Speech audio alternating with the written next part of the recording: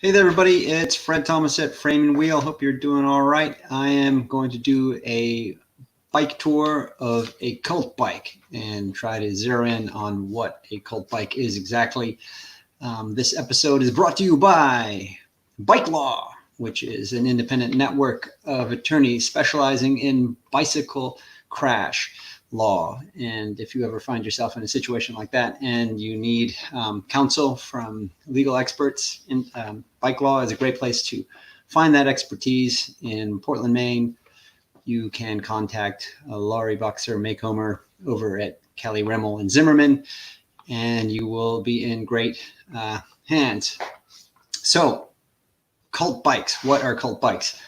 All I know is every now and then we have bikes that come in and people contact me immediately and say, oh my gosh, I used to have that bike when I was a kid and I saved up, I mowed lawns, I finally bought it, and it was my childhood dream come true. And it's for just a handful of bikes, and these bikes, they have followings over many people over many years. And a Bridgestone RB-1, which is in the background, is a great example of a cult bike.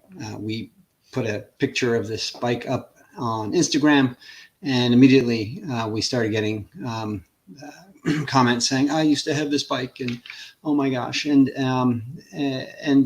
so I think in the case of a Bridgestone, it has something to do with the fact that when the RB-1 came out in the market in the late 80s or early 90s, probably, it was excellent value for money. It was a fraction of the cost of all of the European brands that were out there. But it was still a very good bike. It was light. It didn't cost nearly as much. It was extremely well made. The steel was strong. The lug work was nice. And as a result, people were really pleased with it. And perhaps that's really what starts a cult following of a bike. Good value, good quality, and high performance. So I'm going to give you a quick tour of this bike. It's up on our store right now. You can buy it if you like, or you can just check out all the specifications that are there. But I'm going to go and just give you a quick tour here. So this one is a size 58, so it's going to suit a rider who is taller, maybe 5'10" to 6 feet, maybe 5'11" to 6 feet. And it weighs 20 pounds. It's that was very light for bikes in the early 90s. This is a 1991 model.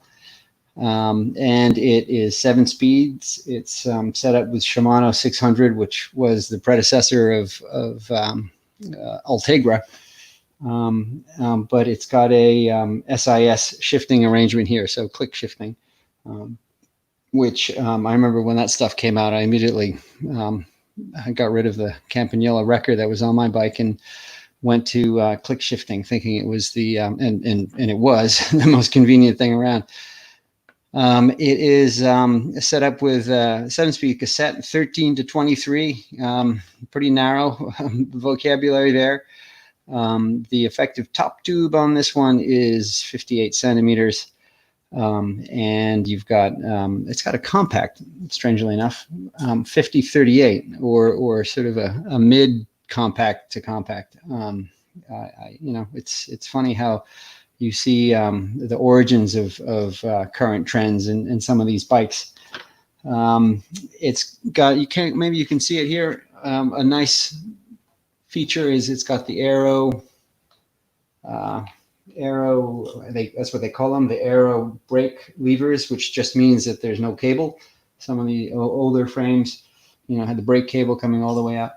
And this one does not. So it was either setting a trend or ahead of its time.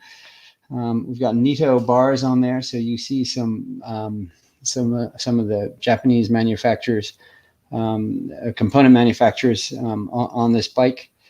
And the wheels I thought were pretty unique. They're Ritchie Vantage comps. They must have been super high-end Ritchie wheels back at the time. They're clinchers. They're in great shape.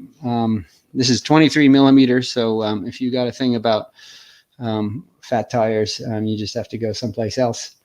And that's about it. It's in terms of its condition, I think it's good condition. There's a little wear on the down tube there on the decals. I think on the other side it's pretty heavily worn, that one there. But it's been around since 1991, and it's in great shape for having been around that long. So you can buy it on the store. We'll ship it out next day. It's free shipping, and you will be the first on your block, perhaps, with one of these things, and you'll develop your own cult following. But actually, they'll be following the bike that you have, not you, unless you really do have a cult, whatever.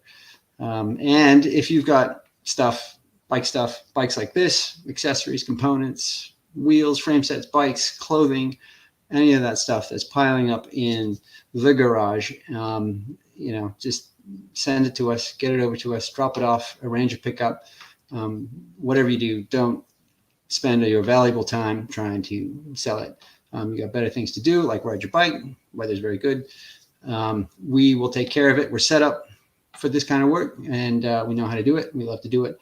And you'll get some cash and some time and some space, and you'll be able to move on to the next bike. So that's it for this bike tour.